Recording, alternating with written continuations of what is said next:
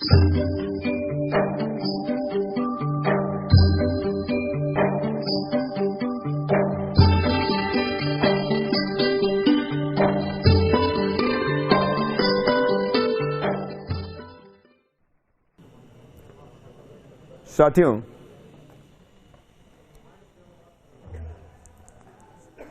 कल मैंने बताया था कि पहले प्रकृति आई,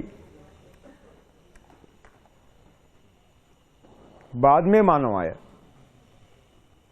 शाकाहारी मानव। इसका अर्थ क्या है? इसका अर्थ है कि मानव को अपने जीवन व्यापार के लिए जिन जिन संसाधनों की आवश्यकता होगी उसकी सारी आपूर्ति प्रकृति से होगी। खाद्य चाहिए, प्रकृति देगी। कपड़ा चाहिए, प्रकृति देगी। घर चाहिए, प्रकृति देगी। पानी चाहिए, प्रकृति देगी। हवा चाहिए, प्रकृति देगी। इसका मतलब है मानव निर्मिति के पहले खाने पीने की व्यवस्था प्रकृति के माध्यम। ईश्वर का विधान है जन्म से पहले खाने पीने की व्यवस्था, जन्म से पहले खाने पीने की व्यवस्था। बच्चे का जब जन्म होता है उसको 3 साल जितना दूध चाहिए उस दूध की निर्मित मां के छाती में पहले ईश्वर करता है, बाद में बच्चे को जन्म देता है। जन्म के पहले खाने पीने की व्यवस्था। क्या कभी ऐसा होता है कि जन्म हुआ और दूध का पता नहीं? ऐसा नहीं होता है। ईश्वर क्या प्लानिंग का मिशन है? जन्म से पहले खाने पीने की व्यवस्था सुनिश्चित है, सुनिर्धारित है, मानव पर निर्भर नहीं है। आपके गांव में 10 लावारिस कुत्ते होते, लावारिस, कोई मालिक नहीं होता, भटकते इधर उधर। लेकिन कभी किसी गांव में ऐसी घटना घटी कि एक लावारिस कुत्ता भूख से तड़फड़ कर मर गया? घटना घटी? अरे क्यों नहीं? कोई मालिक नहीं ना, लावारिस है, मरना चाहिए, लेकिन नहीं। एक भी कुत्ता भूखा नहीं मरेगा, एक भी पंछी भूखा नहीं मरेगा, एक भी प्राणी भूखा नहीं मरेगा। हर एक की जन्म से पहली व्यवस्था हुई। जिस दिन जिसके घर उसकी रोटी लिखी होगी वही जाएगा, अरे घर के नहीं जाएगा। अगर ईश्वर ने सारों की व्यवस्था की है तो वनस्पति की व्यवस्था नहीं की होगी? उसकी भी की है जन्म से पहले। साथियों, अभी हमने देखा कि भूमि अन्नपूर्णा है, खाद्य तत्वों का महासागर है, संपृक्त है, सैचुरेटेड है, और प्रकृति की 4 व्यवस्थाएं इस महासागर का उपलब्धिकरण करती है। उसका भी अभ्यास आपने किया। उसमें ही देखा कि देशों की भूमिका बहुत महत्वपूर्ण। साथ में और एक है, अगर ह्यूमस नहीं होता तो जड़ों को खाद्य नहीं मिलता। इसका मतलब है देशी केंचुओं के साथ साथ ह्यूमस निर्माण करने वाले किसकी भूमिका है? सूक्ष्म जीवाणु की भी भूमिका उतनी ही महत्वपूर्ण है जितने केंचुओं की। आप इस तरह कह सकते हैं कि प्रकृति की एक गाड़ी 2 पहियों पर चल रही है। एक पहिया है अनंत करोड़ सूक्ष्म जीवाणु और दूसरा पहिया कौन सा है? केंचुआ।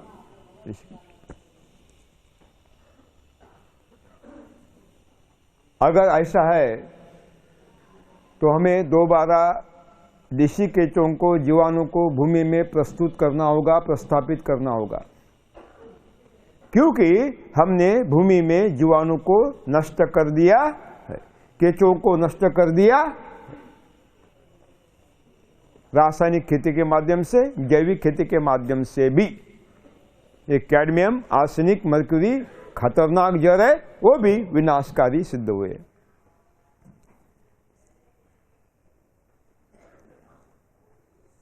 साथियों, लेकिन जीरो बजट है, कुछ भी खरीदना नहीं है। हमारा नारा है, जो इस आंदोलन की रीढ़ है,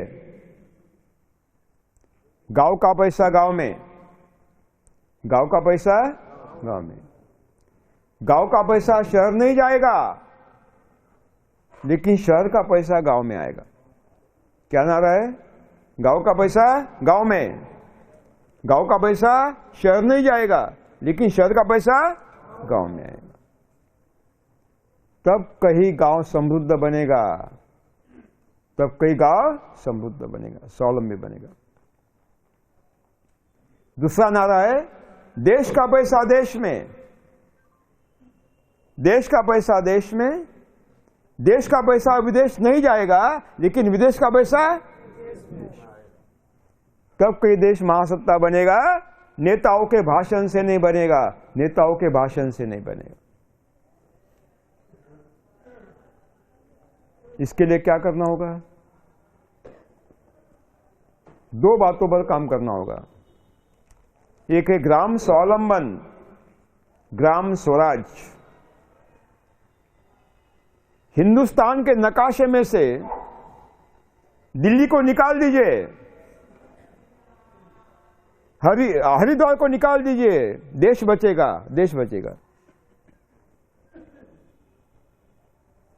लेकिन हिंदुस्तान के निकासे में से 6 लाख देहात को निकाल दीजिए, देश नहीं बचेगा, देश नहीं बचेगा। नगरों में, महानगरों में जो कुछ आता है ग्रामीण क्षेत्र से आता है। अनाज कहां से आता है? ग्रामीण क्षेत्र से। कपास कहां से आता है? ग्रामीण क्षेत्र से। पानी कहां से आता है? ग्रामीण क्षेत्र से। शुद्ध हवा कहां से आती है? ग्रामीण क्षेत्र से। सारा आपके पास वही आता है। ग्राम रीढ़ है, रीढ़ है। ग्राम स्वराज और ग्राम स्वावलंबन दोनों खत्म किए गए हैं। ये शोषणकारी महाव्यवस्था ने अगर कोई हमला किया है, 2 रीढ़ पर हमला किया है, नष्ट व्यस्त किए गए, खत्म कर दिए हैं। पूरी ग्रामीण अर्थव्यवस्था खत्म कर दी गई।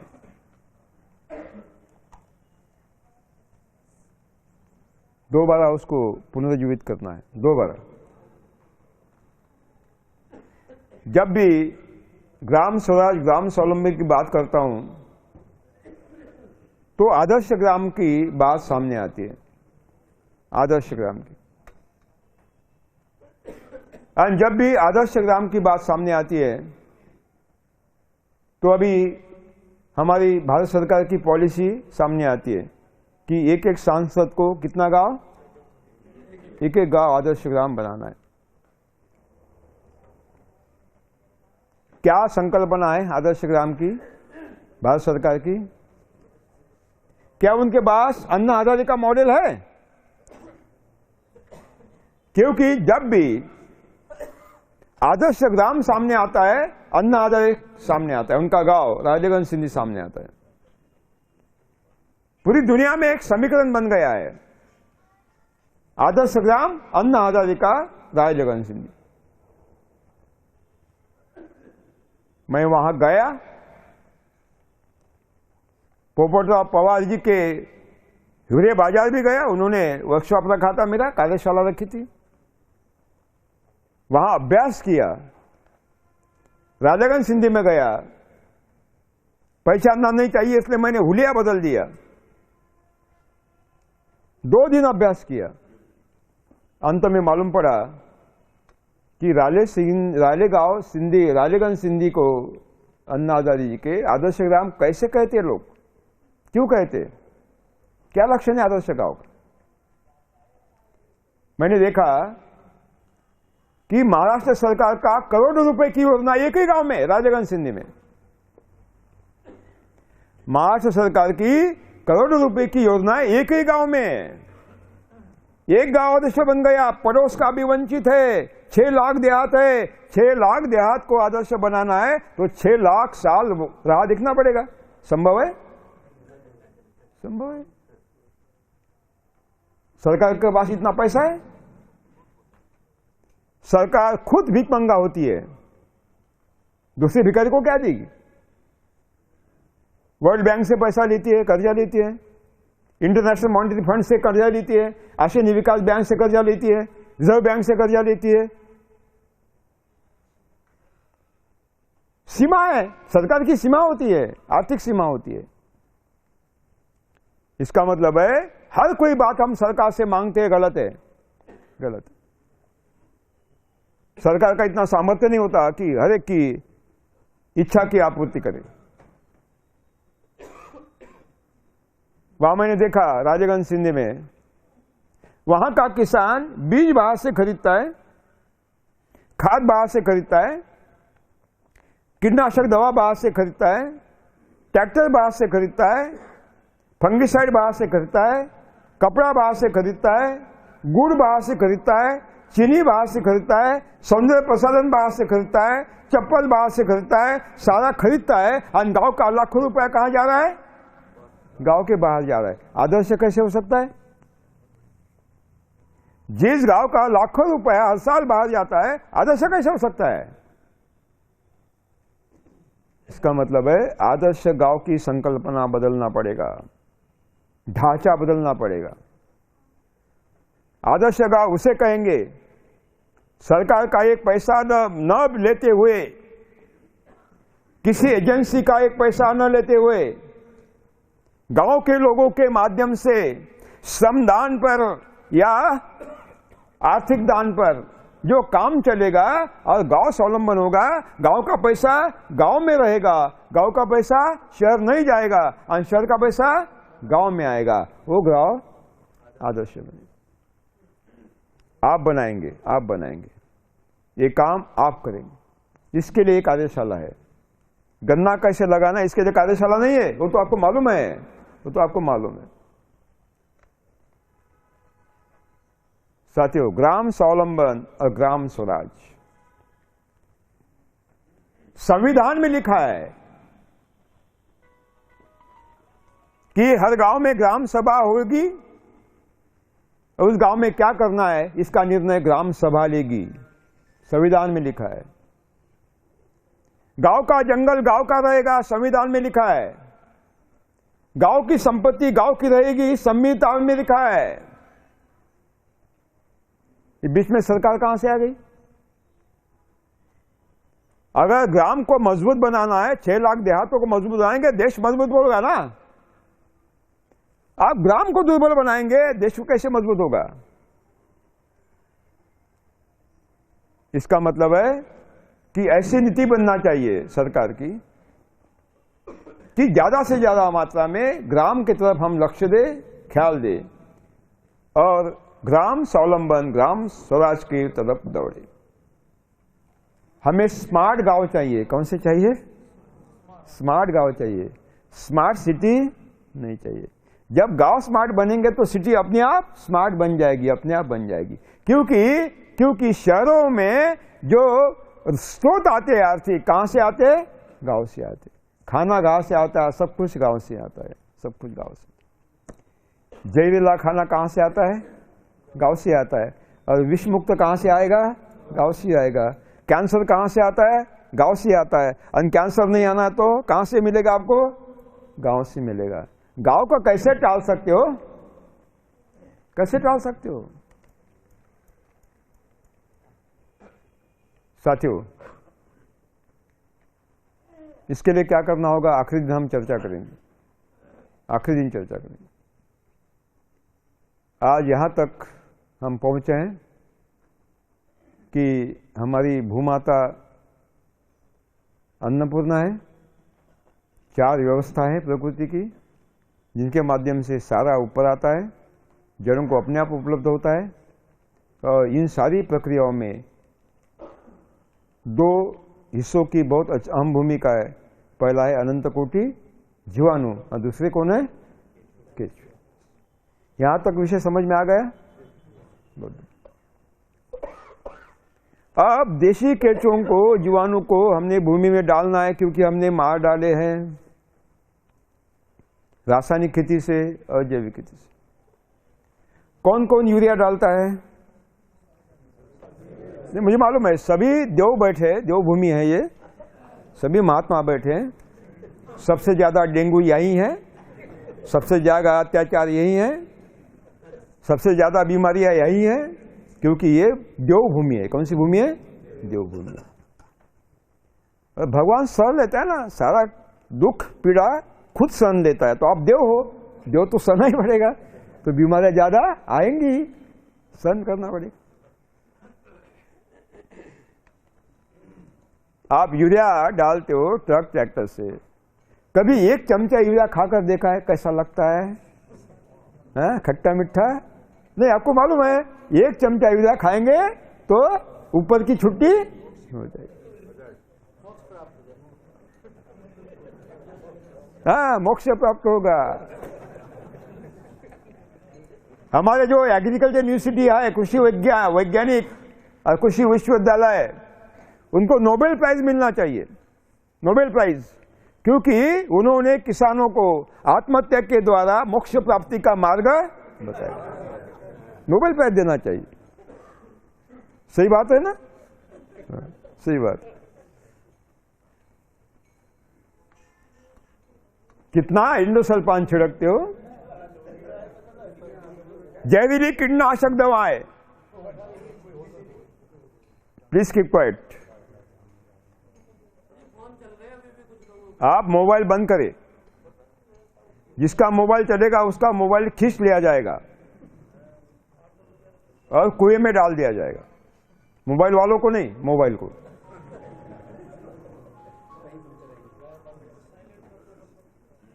साइलेंट मोड पर रखिए ना, मालूम पड़ेगा मोदी जी का फोन आया नहीं।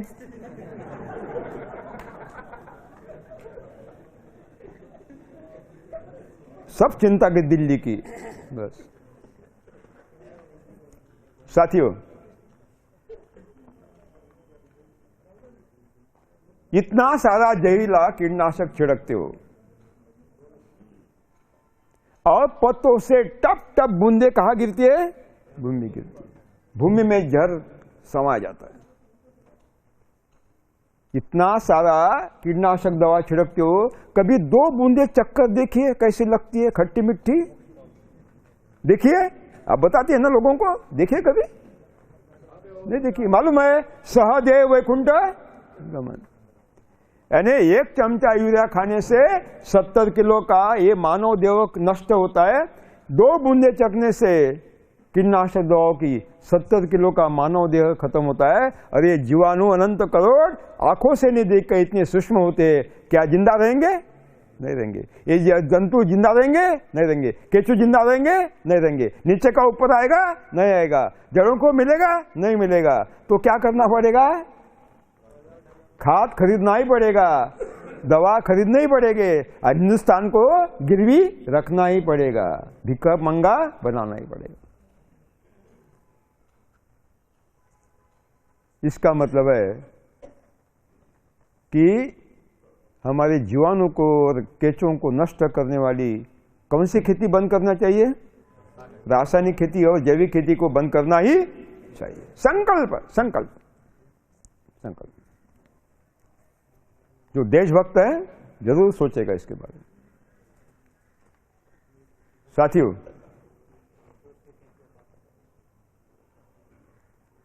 अब हमें खरीदना नहीं है, लेकिन देशी केंचुओं को और जीवाणु को भूमि में डालना ही है। तो फिर मैंने सोचा ऐसा कौन सा संसाधन हो सकता है जो खरीदना नहीं पड़ेगा, रोज मिलेगा और भूमि में डाल सकूंगा। ऐसा कौन सा जामन है जो मैं उपयोग में ला सकूंगा? तो फिर मेरी अनुसंधान की प्रक्रिया चालू हुई। कौन सा जामन हो सकता है जीवाणु का? इसकी जांच शुरू हुई।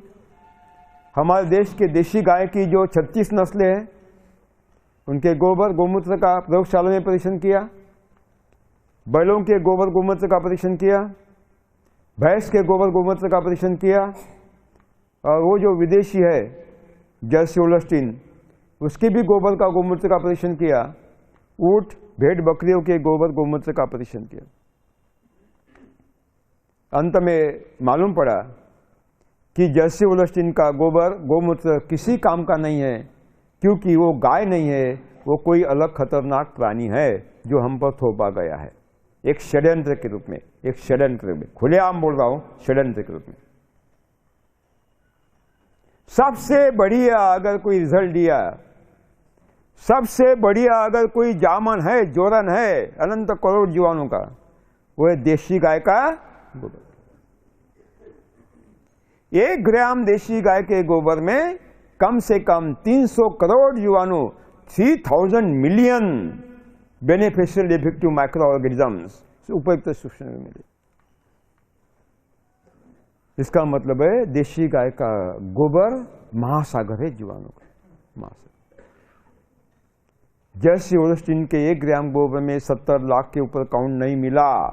उसमें दीजिए रोगाणु यानी पैथोजेनिक बैक्टीरिया ज्यादा मात्रा में थे। दोनों का तुलनात्मक अभ्यास किया।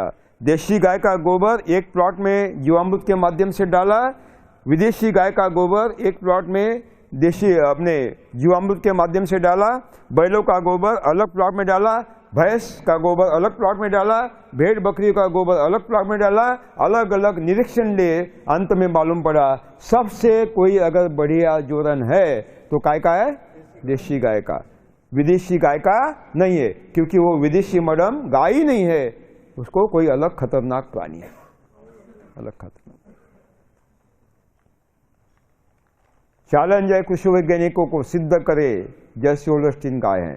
चैलेंज। गुमराह कर रहे हो देश को साथियों। कितना चाहिए? एक निष्कर्ष पर मैं पहुंच गया कि देशी गाय का गोबर चाहिए, लेकिन केचुए कैसे आएंगे? फिर मैंने निरीक्षण किया प्रकृति का। मैंने कहा था ना कि 3 साल तक मैं जंगल में, जब मेरे वाइस चांसलर ने कहा कि भाई मेरे पास जवाब नहीं है, इनपुट्स को बढ़ाओ, यानी ज़्यादा से ज़्यादा मात्रा में रासायनिक खाद डालो, कीटनाशक दवा का उपयोग करो, उनके पास कोई फिलॉसफी नहीं थी, उनके पास कोई जवाब नहीं था। तो हमारी राह हमें खोजनी चाहिए। तो इस लगन में धुन में लग गया कि प्रकृति में कुछ मिलेगा। प्रकृति में 3 साल खोज किया और बाद में मेरे खेत में 12 साल उसका परीक्षण किया। अंत में जो मिला वही आपके सामने पास रख रहा हूं। साथियों, आप देहात में रहते हैं तो आपको एक दृश्य जरूर मालूम पड़ा होगा। आप देखते हैं लेकिन उसके बारे में सोचते नहीं। जब शाम को गोधूली के समय देशी गाय का खिलार यानी झुंड हमारे गांव की तरफ लौटते हैं, तो आते समय कोई गाय अपना गोबर नीचे डालती है पगडंडी के बाजू में। दूसरे दिन प्रातःकाल वहां जाइए, सुबह वो गोबर उठाइए, गोबर के नीचे 2-4 छेद है भूमि को, सही है ना? गोबर उठाइए, आपको मालूम पड़ेगा अनंत करोड़ जीवाणु काम कर रहे हैं, कुछ जंतु भी काम कर रहे हैं। मैं खोजना चाहता था कि इसमें से छेद में से कौन ऊपर आए। 2500 छेदों का परीक्षण किया, खोद कर मैं देखना चाहता ताकि कौन ऊपर आए। अंत में मालूम पड़ा कि उन छेदों में से 2 प्राणी ऊपर आए। देशी गाय का गेंदा जैसा गोल गोल गोला बनाकर सामने ढकेलते हुए जाने वाले वो गोबर के कीड़े और देशी केचुए। इसका मतलब है देशी गाय के गोबर में ऐसी अद्भुत आकर्षण क्षमता है, अद्भुत आकर्षण क्षमता है। जैसे ही नीचे गिरता है समाधिस्थ केचुए समाधि भंग करते, खींचे आते, अनंत कोटि जीवाणु काम करने लगते हैं। इसका मतलब है अगर केचुओं को अपने आप बुलाना है और जीवाणु को मुंह में डालना है तो एक ही काम करना पड़ेगा। क्या करना पड़ेगा? क्या उपयोग करना पड़ेगा? देशी गाय के गोबर का उपयोग करना, बस। And that was the final decision taken by me. वो अंतिम निर्णय था कि इस बिंदु तक हम पहुंच गए, अभी देशी गाय के सिवा कोई चारा।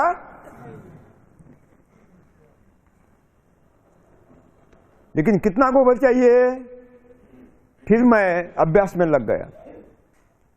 54 प्रोजेक्ट थे मेरे,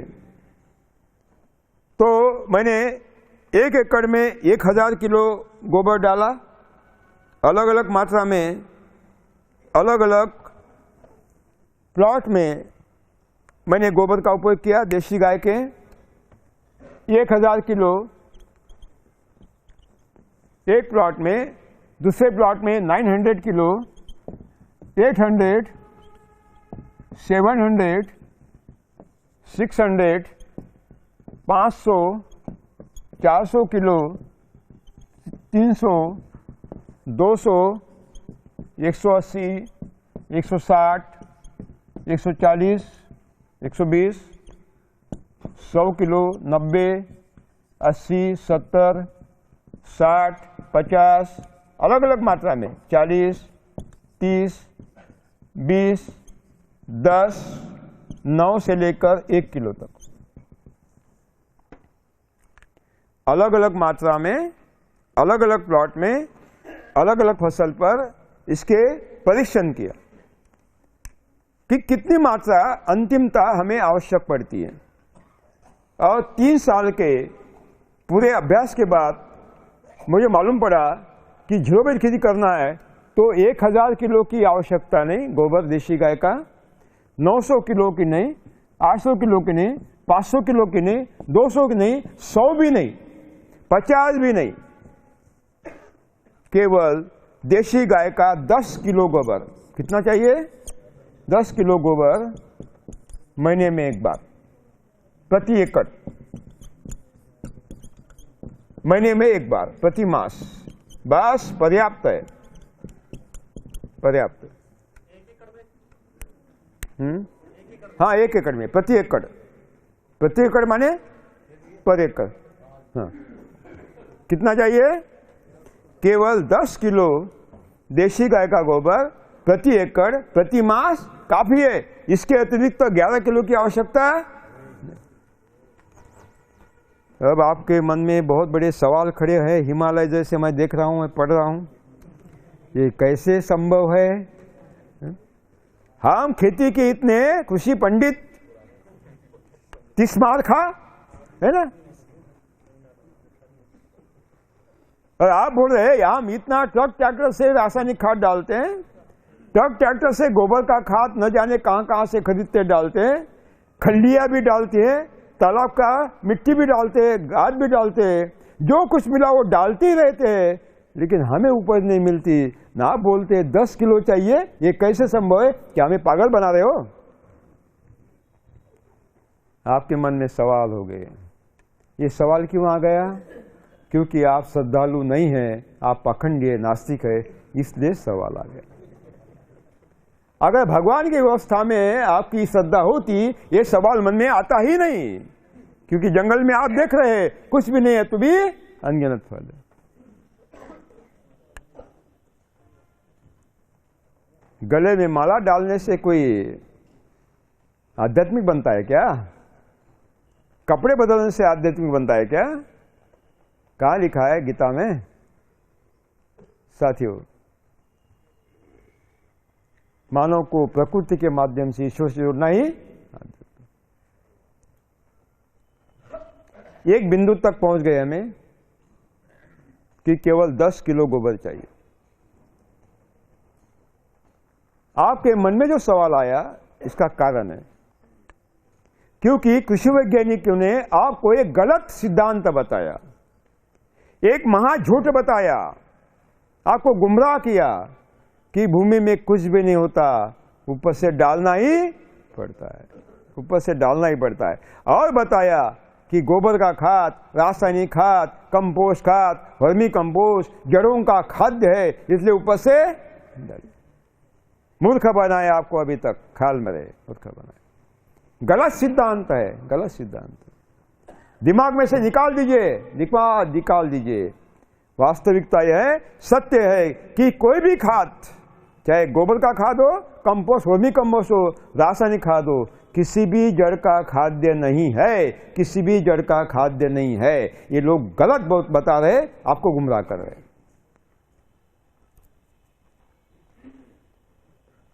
एक सिद्धांत आपको उन्होंने बताया नहीं, शायद उनको भी मालूम नहीं। किसी भी पेड़ पौधे का 98.6%, 5% शरीर केवल हवा, पानी और सूरज की रोशनी से बनता है। एक प्राकृतिक विज्ञान का सिद्धांत है कि किसी भी पेड़ पौधे का 98.5% शरीर केवल हवा, पानी और सौर ऊर्जा से बनता है।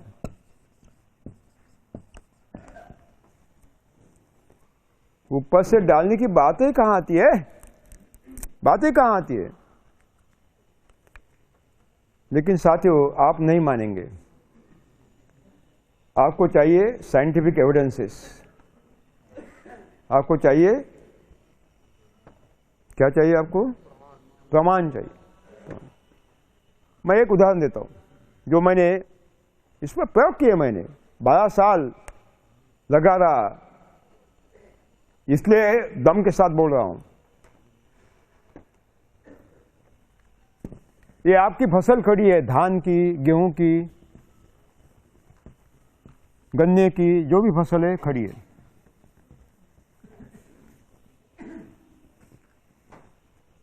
गन्ना कौन कौन उगाता है? गन्ना बहुत लोग हैं, गन्ने वाले बहुत लोग हैं।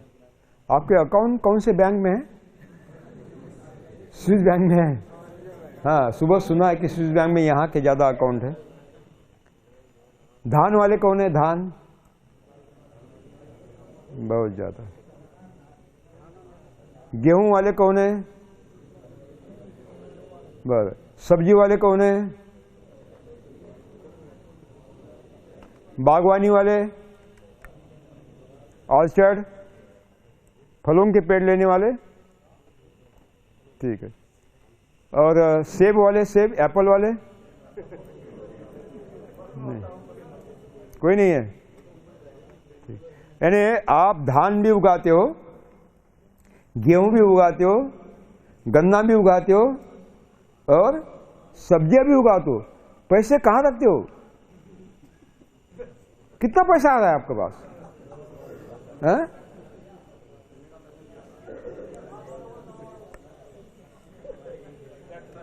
अकाउंट खाली है, अकाउंट खाली है, खाली है, सब खाली है, सब खाली है, खाली है। बिचौले ने खा ले, व्यवस्था ने खा ले, व्यवस्था ने खा ले। ये मजे की बात यह है, किसान कभी सच बोलता ही नहीं, है ना।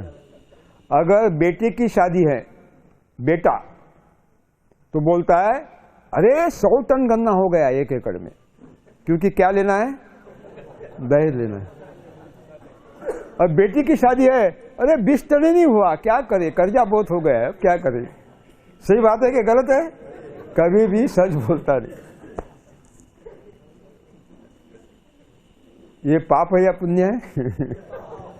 झूठ बोलना है, महापाप है, महापाप है।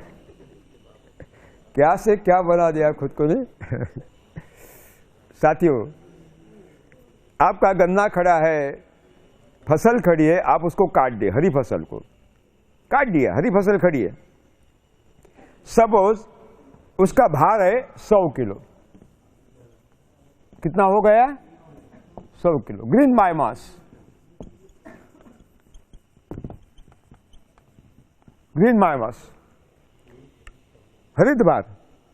अब क्या करें, इस 100 किलो को धूप में सुखाइए। 100 किलो को, ये हरी है, उसको धूप में सुखाइए,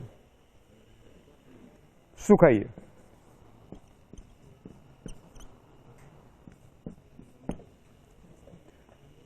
पूरी सूखने के उपरांत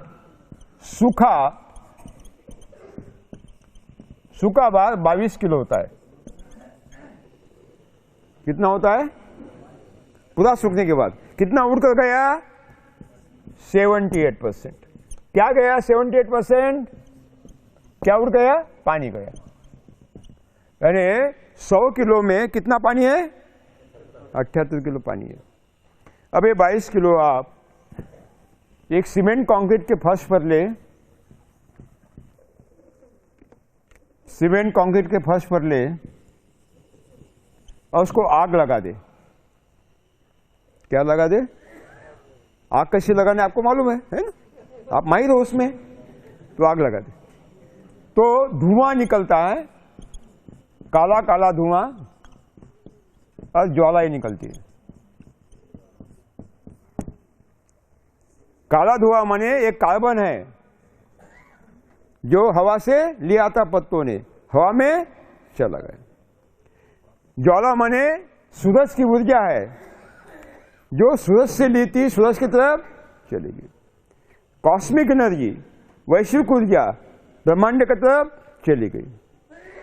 पानी बादल की तरफ चला गया और पूरा जलने के बाद बची है सफेद राख। सफेद रक्षा, रक्षा बोलते कि राख बोलते आप? राख। 1.5 किलो। कितनी? 1.5 किलो। कितना उड़ गया? 98.5 उड़ गया, चला गया। क्या क्या गया? पानी, कार्बन और ऊर्जा। ये पानी किसने दिया? मानसून ने दिया। किसने दिया? मानसून ने दिया। बिल भेजा? नहीं भेजा, मुफ्त में मिला। ये ऊर्जा किसने दी? सूरज ने दी। बिल भेजा? मुफ्त में मिला। वो आपका कौन सा स्टेट है? उत्तराखंड बिजली उत्पादक महासंघ के माध्यम से आपको ये क्या आता है? नोटिस आता है, बिजली का बिल 15 दिन के अंदर भरे, नहीं तो आपका कनेक्शन काट दिया जाए। कभी सूर्योदय ने बिल भेजा? नहीं भेजा, कनेक्शन काटा, मुफ्त में मिला। पानी मुफ्त में मानसून ने दिया, सूरज की ऊर्जा के माध्यम से सौर ऊर्जा मुफ्त में मिली, और हवा ने कार्बन दिया, बिल भेजा। इसका मतलब है 98.5% हमने नहीं दिया, वो तो प्रकृति ने दिया, मुफ्त में दिया। केवल 1.5% पानी से लिया, भूमि से लिया, वो है खनिज, वो है खनिज। अगर 98.5% हवा पानी और ऊर्जा से बनता है, अरे ऊपर से डालने की बातें कहाँ आती है? कहाँ आती है? ये सब कृषि वैज्ञानिक, कृषि विज्ञान मूर्ख बना रहा है कि ऊपर से डालिए। कोई आवश्यकता नहीं, कोई आवश्यकता, कोई आवश्यकता। साथियों, इसका मतलब है कोई खाद किसी भी जड़ का खाद्य नहीं है कि है? नहीं है। दिमाग में से खाद निकाल दीजिए। दिमाग में खाद भरकर दिमाग का खाद मत बनाइए, खाद निकाल दीजिए। कोई खाद किसी भी जड़ का खाद्य नहीं है, इसलिए खाद बिल्कुल नहीं। हमारी माता पत्नी शाम को 1 चमचा दही डाल के जामन करी। अब 1 चमचा में कितने जीवाणु? 500 करोड़ लैक्टोबैसिलस। लेकिन दूसरे दिन सुबह क्या बनता है? 250 लीटर का क्या बनता है? दही बनता है। कितने जीवाणु बढ़ गए? परार्ध करोड़। इसका मतलब है 200 लीटर दूध का अगर दही बनाना है तो जामन के रूप में 1 चमचा दही चाहिए। उसी तरह 1 एकड़ को भूमि को अगर हमें दही बनाना है, समृद्ध जीवाणु समृद्ध करना है, तो जामन के रूप में कितना गोबर चाहिए? 10 किलो जामन के रूप में चाहिए। गोबर के रूप में नहीं, खाद के रूप में दिमाग में से खाद किसने दिमाग में से खाद निकाल, और 1000 किलो डालने के बाद भी 500 किलो गन्ना मिलता है, तो 1000 किलो डालने की आवश्यकता है, 10 किलो काफी है। एक गाय एक दिन में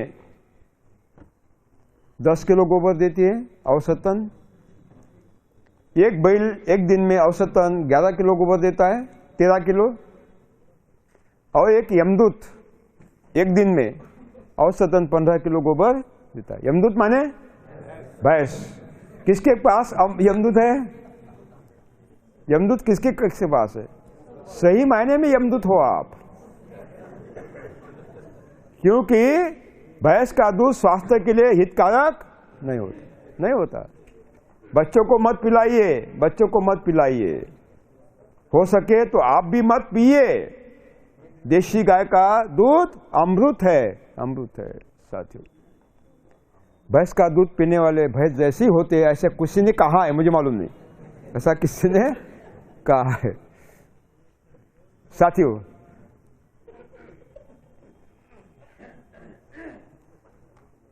एक दिन का एक गाय का 10 किलो गोबर 1 एकड़ के लिए, एक गाय का एक दिन का गोबर 1 एकड़ के लिए 10 किलो। महीने में कितने बार डालना है? 1 बार डालना है। इसका मतलब है महीने के दिन कितने होते हैं? 30। इसका मतलब है एक गाय का 30 दिन का गोबर कितने एकड़ के लिए? 30 एकड़ के लिए। 30 एकड़ के लिए। इसका मतलब है एक गाय खरीदिए और 30 एकड़ खरीदी जमीन बोई। लेकिन देशी ही चाहिए, विदेशी बिल्कुल नहीं। किसके पास देशी गाय है?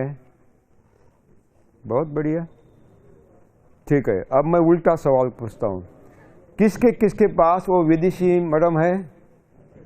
जर्सी होल्स्टीन है।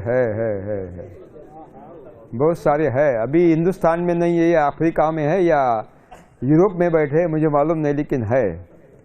ठीक है। विदेशी क्यों नहीं चाहिए, अभी इस विषय में हम जाएंगे, क्योंकि मैं पढ़ रहा हूं आपके चेहरे पर बहुत सारे सवाल खड़े हैं कि विदेशी क्यों नहीं चाहिए, देशी क्यों चाहिए। सही बात है ना? ठीक है, हम उस पर जाएंगे। साथियों, लगभग 1.5 लाख साल पहले, कितने लाख साल पहले? 1.5 लाख साल पहले हमारी देशी गाय और ये विदेशी जर्सी होल्स्टीन, इनका जो मूल था, उनका मूल वो एक ही था, उसका नाम था बॉस जनरा।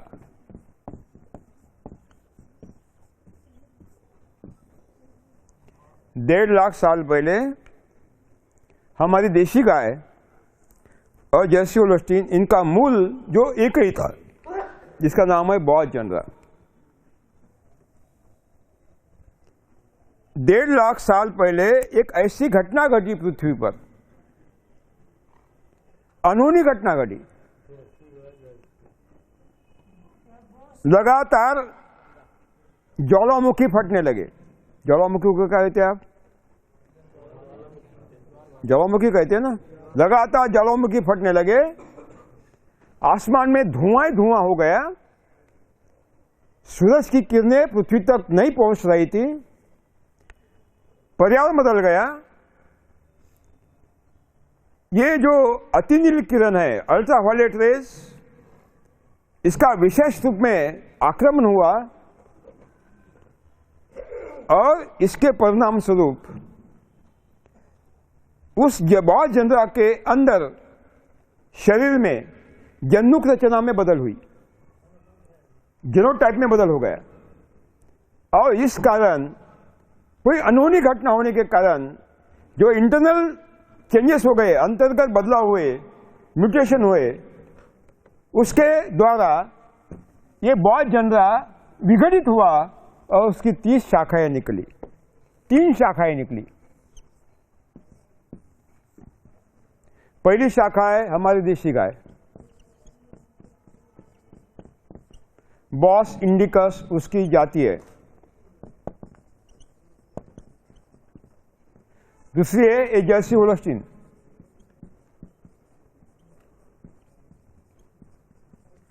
बॉस टॉरस इसकी जाति है। और तीसरा याक, याक नाम का प्राणी जो आज भी नेपाल, भूटान, सिक्किम, जम्मू कश्मीर, उत्तरांचल या हिमाचल प्रदेश में बैलों जैसा काम करता है, याक। मैं दोबारा बताना चाहूंगा कि 1.5 लाख साल पहले हमारी देशी गाय और विदेशी जर्सी होल्स्टीन, इसका मूल एक ही था। एक अनहोनी घटना घटी जिसके परिणाम स्वरूप बॉस जनरा के जन्नुक रचना में बदलाव हुआ। ये होते रहता है, अंतर्गत बदलाव निरंतर होते रहते हैं, इंटरनल म्यूटेशन निरंतर होते रहते हैं। और इसका परिणाम स्वरूप उसकी 3 शाखाएं निकली। देशी गौ बॉस इंडिकस उसका स्पेसी है, जाति है, जर्सी होल्स्टीन उसकी जाति बॉस टॉरस है, याक। और ये 1.5 लाख साल के दरमियान इन दोनों के गुणधर्मों में इतने बदलाव आ गए कि आज देशी गौ अलग प्राणी बन गया और ये विदेशी अलग प्राणी बन गया। कोई समानता नहीं, कोई समानता इन दोनों में, कोई समानता नहीं। जैसे कुछ लाख साल पहले बंदर से मानव विकसित हुआ, कुछ लाख साल पहले बंदर से मानव विकसित हुआ, और इस दरमियान बंदर मानव के गुणधर्मों में इतना बदलाव आ गया कि आज मानव बंदर नहीं है और बंदर मानव नहीं है, अलग अलग प्राणी बन। हाँ, अगर कोई बंदर जैसा हरकत करता है तो उसको बंदर कहते ही है, वो बात अलग है, लेकिन बंदर के लक्षण अलग है और मानव के लक्षण अलग है। उसी तरह ये देशी गौ अलग प्राणी बन गया है, जर्सी होल्स्टीन अलग प्राणी बन गया है। उनके गुणधर्मों में कोई समानता नहीं, कोई समानता नहीं, विविधता। अगर उनके गुणधर्मों में कोई समानता नहीं है तो क्या अधिकार है कुछ वैज्ञानिकों को जर्सी होल्स्टीन को गाय कहने का? साथियों, ये गाय नहीं है, ये कोई अलग खतरनाक प्राणी है। कैसे? अब हम उसकी तरफ जाएंगे। साथियों, लिखिए, आज की हमारी गाय एक जंगली प्राणी के रूप में मानव निर्मित के करोड़ों साल पहले प्रकृति में विकसित हुई है। आज हमारी देशी गाय और जर्सी होल्स्टीन, इन दोनों का मूल 1.5 लाख साल पहले एक ही था, जिसका नाम बॉस जनरा था। बॉस जनरा था। 1.5 लाख साल पहले हमारे पृथ्वी पर अकस्मात प्राकृतिक एवं भौतिक भौगोलिक अकस्मात प्राकृतिक एवं भौगोलिक घटनाएं घटी। There were sudden changes in the atmosphere. घटनाएं घटी जिससे वायुमंडल में बहुत तेजी से बदलाव आया और परिणाम स्वरूप बॉस जनरा के शरीर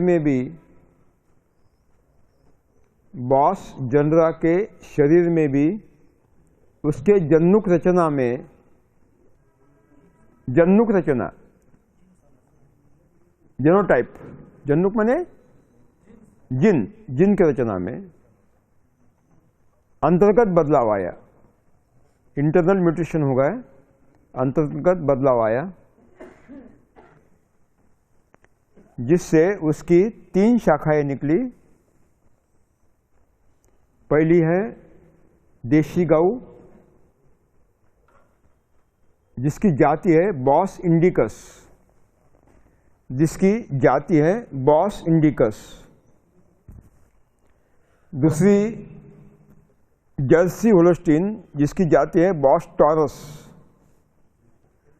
और तीसरी शाखा है याक। याक देखा है आपने?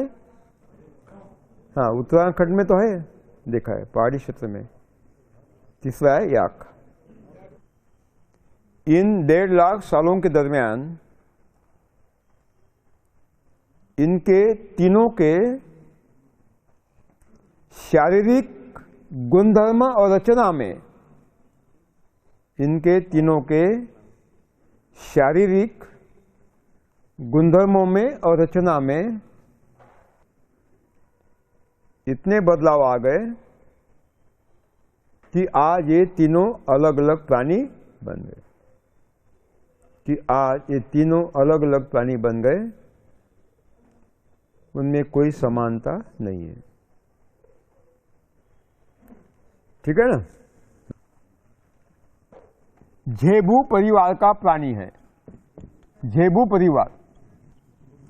झेबू आपका नाम उपनाम होता है ना, होता है ना, उससे तो इसका भी नाम है झेबू परिवार। That is the family.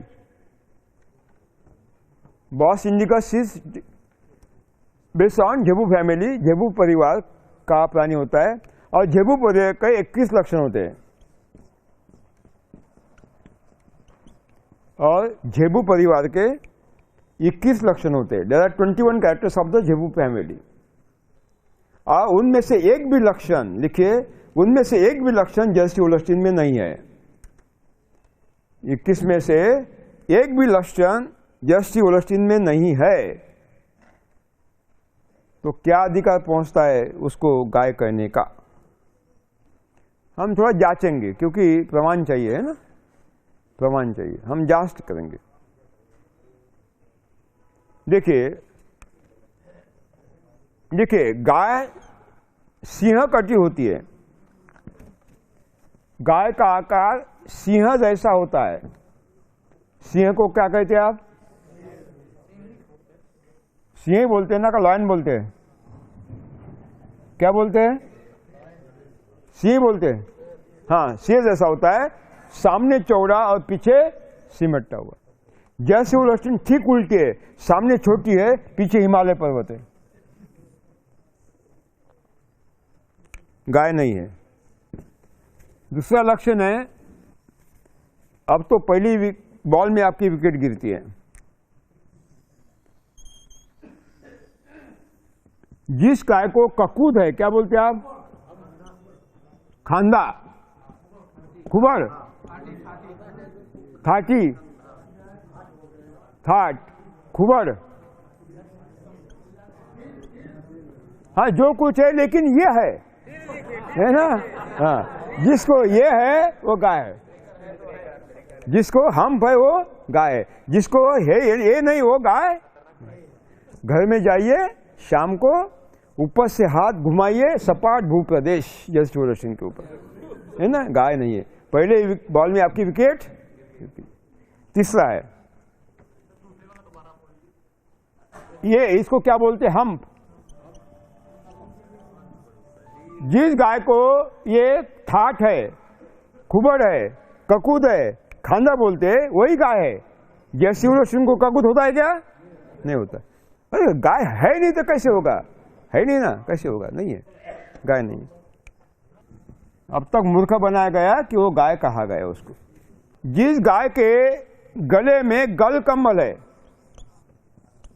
झालर है, ये गाय में गल कम्बल है, वही गाय है ना, जिसके गले में गल कम्बल है। जर्सी को है, होल्स्टीन को है, होगी कैसी? गाय नहीं है ना, होगी कैसी? गाय नहीं है।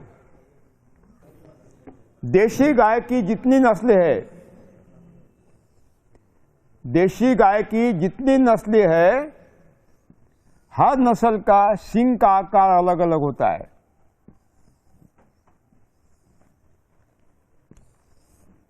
देशी गाय की जितनी भी नस्लें हैं, हर नस्ल का सींग का आकार अलग अलग होता है।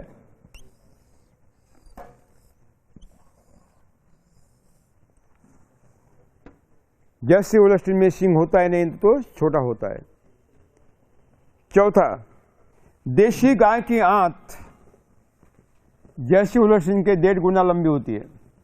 देशी गाय की आंत इंटेस्टाइन, इसको क्या बोलते हैं? आंत, अंदर की आंतें होती है ना, आंत को क्या बोलते हैं? आंतें बोलते हैं। हाँ, और उस आंत में जो जीवाणु प्रकार होते हैं वो अलग होते हैं, जर्सी होल्स्टीन के अलग होते हैं।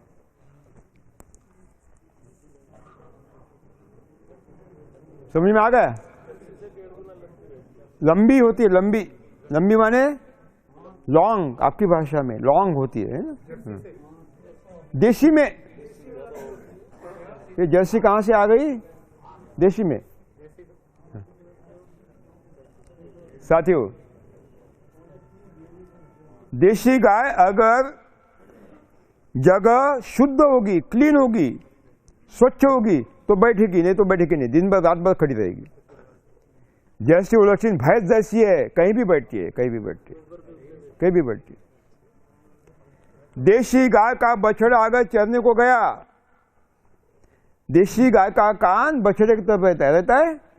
जैसे ही बछड़ा आवाज देता है, अरे ऐसी धुन के साथ दौड़ने लगती है, बीच में कोई नहीं है, कोई दिखती नहीं, सीधा बछड़े के पास आती है और अपनी ममता देती है। जर्सी होल्स्टीन का बछड़ा कितना भी आक्रोश करे, वो बोलते हैं होने दे, क्या करना है, नहीं जाएगी, कोई ममता नहीं, माया। देशी गाय के आंख में डालिए आंख अपनी, ऐसे लगता है मेरी सगी मां मुझे अपार वात्सल्य कर रही है, प्यार कर रही है, ममता दे रही है, इतनी अगाध ममता आंखों में। जर्सी होल्स्टीन की आंखों में आग डाली है, जैसी राक्षसी खाने जा रही है, कोई ममता नहीं, कोई ममता नहीं, हिंसात्मक भाव, हिंसात्मक भाव होते हैं, हिंसात्मक भाव। एक भी लक्षण नहीं है, एक भी लक्षण नहीं, एक भी लक्षण।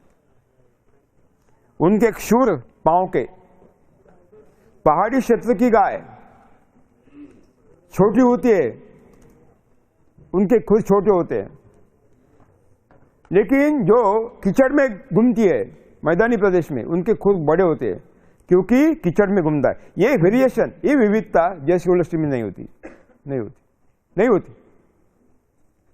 नहीं होती। 1 ग्राम देशी गाय के गोबर में 300 करोड़ जीवाणु, जर्सी होल्स्टीन के ग्राम में 70 लाख के काउंट नहीं मिला। कोई समानता नहीं है, कोई समानता नहीं है, कोई समानता नहीं। साथियों, इसका मतलब है अभी समय का अभाव से 21 लक्षण मैं नहीं बता पाता, किताब में दिए हैं, दोपहर को किताबें सबको मिल जाएगी। तो सारांश यह है कि 21 में से एक भी लक्षण जर्सी होल्स्टीन में नहीं है तो गाय उसको नहीं कह सकते, वो गाय नहीं है, एक खतरनाक प्राणी। साथियों, हमारी हिंदुस्तान की आबोहवा में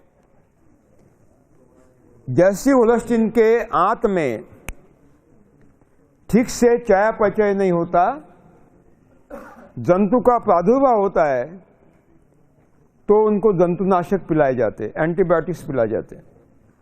सही बात है? जब आप एंटीबायोटिक्स पिलाते हो 30% एंटीबायोटिक्स आंत में सोख ले जाते हैं, बाकी के शेष गोबर में जाते हैं, गोमूत्र में जाते हैं, दूध में जाते हैं। एंटीबायोटिक्स है। जब आप जर्सी होल्स्टीन का गोबर गोमूत्र भूमि में डालते हो, ये जंतुनाशक कहाँ जाते हैं? भूमि में जाते हैं। जंतुनाशक है, जंतु का नाश करेंगे क्या जंतु को बढ़ाएंगे? नाश करेंगे। और जंतु का नाश होता है, ह्यूमस की निर्मित होती नहीं और भूमि बन जाती है। खतरनाक है, खतरनाक है। जब आप जर्सी होल्स्टीन का दूध पीते हो, ये जंतुनाशक आपके शरीर में जाते हैं। मैं आपको बताऊंगा, देशी गाय को आप धनिया खिलाए, दूध का सुगंध काय का मिलता है? धनिया का। कांग्रेस घास खिलाए, सुगंध काय का मिलता है? घास का मिलता है। इसी तरह जंतुनाशक पिलाए, दूध में जंतुनाशक अवशेष आते हैं। मानव के आंत में ऐसे जीवाणु होते हैं जैसे लैक्टोबैसिलस, कुछ एंटीबॉडीज होते हैं जो हमें प्रतिरोध शक्ति देते हैं, रेजिस्टेंस पावर देते हैं, बीमारी से लड़ने की क्षमता देते हैं। लेकिन ये जर्सी का दूध जब एंटीबायोटिक्स युक्त है तो हमारे शरीर में जाता है तो हमारे जीवाणु, आंत के जीवाणु को क्या करता है?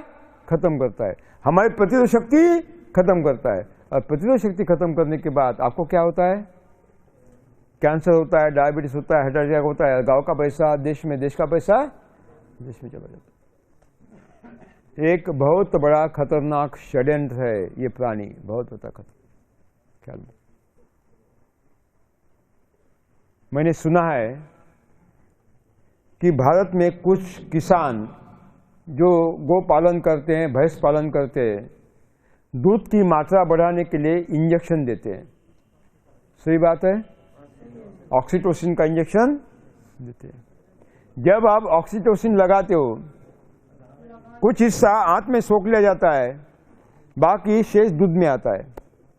और जब जर्सी का दूध पीते हो, ये सारे ऑक्सीटोसिन कहाँ जाते हैं? हमारे शरीर में जाते हैं।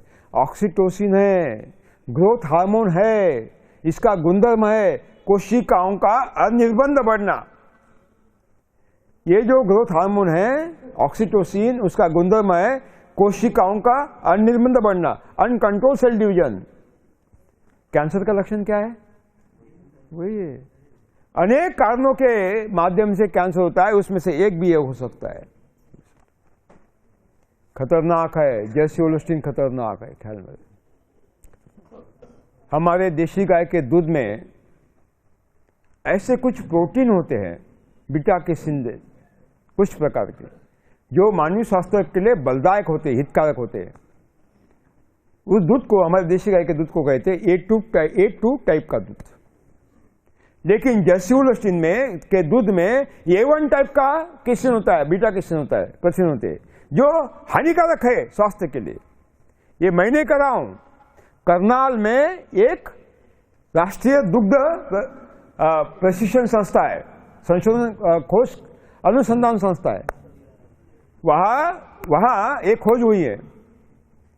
हमारे डॉक्टर साथी हैं, डॉक्टर सदाना, टीम लगी हुई है, और एक खोज कि हमें A2 टाइप का दूध चाहिए।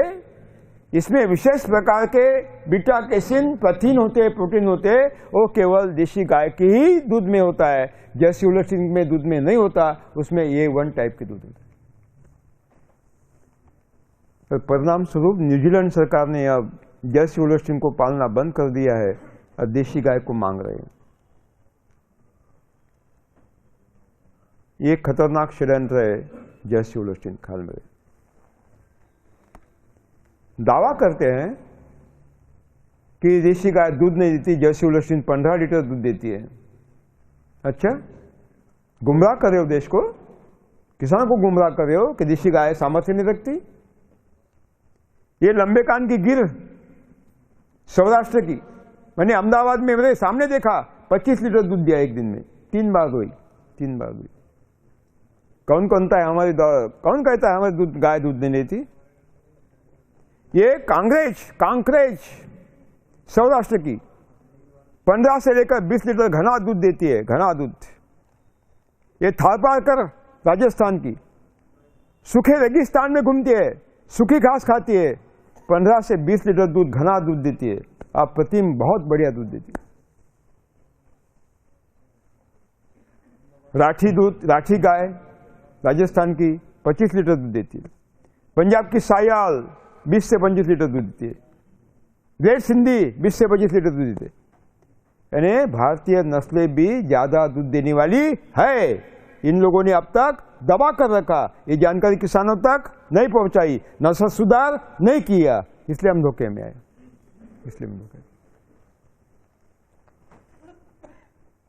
हमारी नस्लें भी उत्तम दूध देने की क्षमता रखती हैं। ये सिद्ध हुआ है कि भारतीय गाय पोटेंशियल प्रोडक्टिविटी कितनी है? 64 लीटर की है। कितनी है? 64 लीटर। यानी 64 लीटर दूध दे सकती है, दिया है। इंडिया में नहीं, भारत में नहीं, यहां से हजारों किलोमीटर दूर ब्राजील नाम के देश में दिया है। ब्राजील सरकार ने क्या किया, आंध्र प्रदेश की एक बहुत ही सुंदर नस्ल है देशी गाय की, ओंगोल। ओंगोल के बुल लिए, म्हणजे बुल को क्या कहते हैं आप, सांड। बहुत बढ़िया सांड खरीदे और उत्तम दूध देने वाली देशी गाय, उसकी ओंगोल की गाय खरीदी। राजस्थान से थार पार करके बुल और सांड और गाय लेके गए। सौराष्ट्र से गिर के गाय और सांड लेके गए। साहिवाल गाय और सांड लेके गए। वहाँ उनका इनब्रीडिंग किया। ये भारतीय गायों के नस्ल के बीच में संकरण किया आपस में, भारतीय गायों के। अंत में एक गाय विकसित की जिसका नाम है ब्राह्मीण रखा। और इंटरनेशनल कंपटीशन में उस गाय ने 64 लीटर दूध दिया। कितना दिया? 64 लीटर। ब्राह्मीण, हाँ ब्राह्मीण, ब्राह्मीण वो ब्रह्म के नाम पर दिया है, ब्रह्म के नाम पर। तो साथियों, ये सिद्ध हुआ है, scientifically it is proved that भारतीय गाय भी ज्यादा से ज्यादा जर्सी होल्स्टीन के भी ज्यादा दूध देने वाली सिद्ध हुई है। लेकिन नस्ल सुधार नहीं है, नस्ल सुधार नहीं। नस्ल सुधार है तो जरूर हम उसको, उस टारगेट को अचीव कर सकते हैं। ये हम लोगों ने किया। यहाँ गोपाल जी बैठे हैं, उनको मालूम है कि इलाहाबाद से लेकर पटना तक गंगा नदी के दोनों किनारे देशी गाय की एक अद्भुत नस्ल है जिसको गंगा तीरी कहते हैं। क्या कहते हैं? गंगा तीरी। अद्भुत नस्ल है, सफेद और बहुत सुंदर, बहुत सुंदर। 1.5-2 लीटर के ऊपर दूध नहीं देती थी। बनारस में हमारे एक साथी है, उन्होंने गौशाला रखी है, अनुसंधान केंद्र रखा है और नस्ल सुधार का कार्यक्रम उन्होंने चालू कर दिया। मैं गए साल गया, मेरा वर्कशॉप था बनारस में, तो गौशाला में लेके गए और उन्होंने मुझे दिखाया ये गाय 18 लीटर दूध दे रही है। कितना? 18 लीटर, 18 लीटर पर डे। नस्ल सुधार बहुत आवश्यक है साथियों, नस्ल सुधार बहुत आवश्यक है, बहुत आवश्यक। Breed development is the best way, I think, that to increase the potential productivity of the local cows. It is the best way. साथियों, इसके लिए क्या करना होगा? अभी हमारे विदर्भ में एक बहुत ही सुंदर नस्ल है, वो है गौलाऊ। क्या बोलते हैं उसको? गौलाऊ। बहुत ही सुंदर। नागपुर, वर्धा और बालाघाट इस क्षेत्र में वो ज्यादा मात्रा में दिखाई देते हैं। हम 11 दिन घूमे उस एरिया में। हम चाहते थे, क्योंकि मेरे पास भी गौलाऊ है, पहले से पाल रहे हम, लेकिन 1.5-2 लीटर के ऊपर दूध नहीं देती थी एक समय, 3 लीटर ज़्यादा से ज़्यादा 2 समय में। तो हम देखना चाहते थे कि जो गौले, जिसको गौली बोलते, क्या बोलते हैं आप इधर? ग्वाला। ग्वाला, जो ग्वाला है, हजारों सालों से गोपालन करते आ रहे हैं, क्या उनमें से कोई ये काम करता है? ढूंढने के बाद हमें 2-4 तो मिल गए और वो देखा एक गाय एक दिन में 12 लीटर दूध दे रही। कितना? 12 लीटर। जो 1.5 लीटर देती थी 12 लीटर तक पहुंच गई।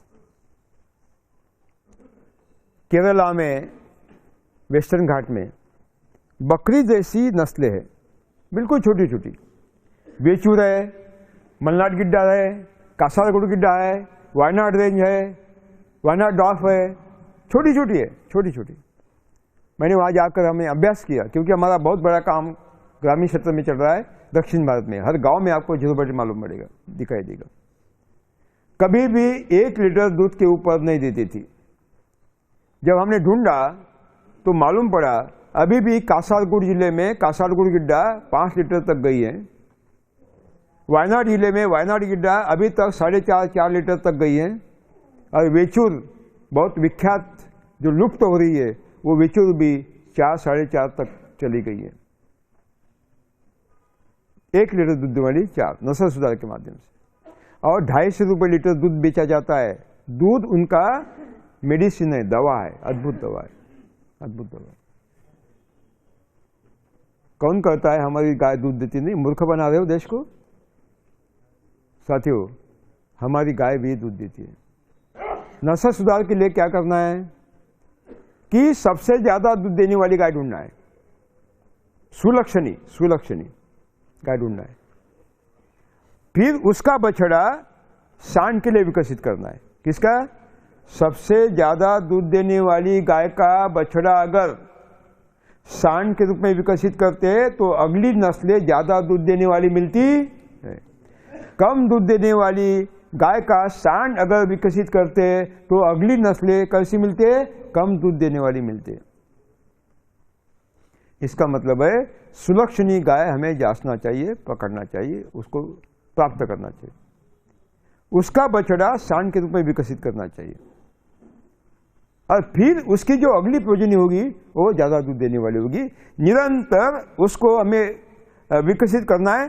सपोज एक सांड से 20 गाय पैदा हुई, अगले साल उस 20 गाय में से सबसे ज्यादा दूध देने वाली है, उसको चुनिए, उसको अलग रखिए, उसका बछड़ा और सांड के लिए विकसित करें।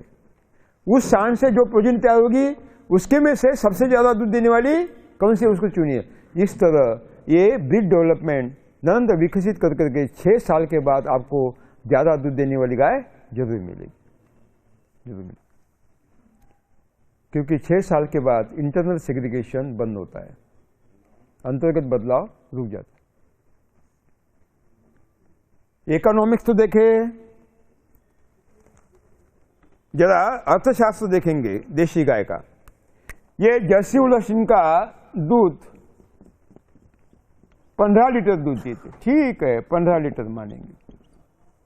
क्या रेट मिलते हैं जाड़े में? जाड़े में रेट क्या, कितने मिलते हैं प्रति लीटर? जाड़े में जर्सी होल्स्टीन का 20 रुपए, यानी 25 पकड़िए, मेरा कहा जाता है 30 पकड़िए, है ना? कितने मिल गए? 400 रुपये। हमारी ये गिर 25 लीटर देती है, लेकिन मैं आपके समाधान के लिए 10 लीटर पकड़ता हूं, आपके समाधान के लिए। मुंबई में जाइए, पुणे में जाइए, कानपुर में जाइए, बड़े बड़े शहरों में जाइए, कम से कम 60 रुपये लीटर दूध बेचा जाता है देशी गाय का। कितना? 60 रुपये। कितना मिल गए? किसने ज्यादा दिए? देशी गाय ने दिए 10 लीटर। अगर 20 लीटर पकड़ दे तो 1200 हो गए। क्यों खरीदते हो जर्सी होल्स्टीन? क्यों पालते हो? एक षड्यंत्र क्यों आप स्वीकार करते हो? ख्याल में साथियों, देशी गाय का घी 2000 रुपए किलो, जर्सी होल्स्टीन का घी कितना? 400 रुपए। कौन ज्यादा पैसा देता है? देशी। देशी गाय के 2 बैल, युवा बैल, क्या कीमत है? बहुत देखने, बहुत बढ़िया, 1 लाख रुपए। और जर्सी होल्स्टीन के कितने? 0 0 0 0। कौन देता है पैसे ज्यादा? देशी देता है। अभी फोन करिए, अभी फोन करिए घर में। मैं घर में आने के पहले वो जो घर में बंदी है जर्सी होल्स्टीन विदेशी मैडम, उसको जंगल में छोड़, तुरंत अभी फोन करिए और एक देशी गाय खरीदिए। 30 एकड़ की खेती अभी करिए। अगर जंगल में नहीं छोड़ना चाहते तो आपके गांव में आपको तकलीफ देने वाला कोई अपोजिंग पार्टी लीडर है, उसके घर में वो जाकर बांध दे पापा,